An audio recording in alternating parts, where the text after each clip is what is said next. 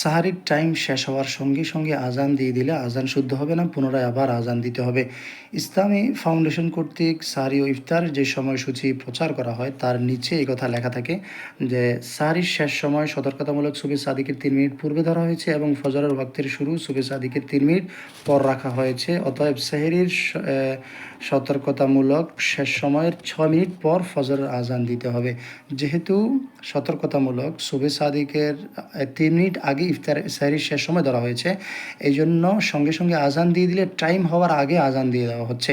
Time হওয়ার আগে আজান দেওয়ার কারণে আজান শুদ্ধ হবে না। এই জন্য সতর্কতামূলক কমপক্ষে 6 মিনিট পর আমাদের ফজর আজান দেওয়া উচিত। সম্মানিত মুয়াজ্জিন সাহেবান ভাইদের কাছে বিনীত আবেদন করব, আপনারা বিষয়টা খেয়াল রাখবেন। আপনাদের আজান যেন ওয়াক্ত হওয়ার আগেই না হয়ে যায়, আজানটা যেন শুদ্ধ হয়, যথাসময় হয়, এই বিষয়টার প্রতি লক্ষ্য রাখা খুব জরুরি। আল্লাহ তাআলা আমাদের তৌফিক দান করুন।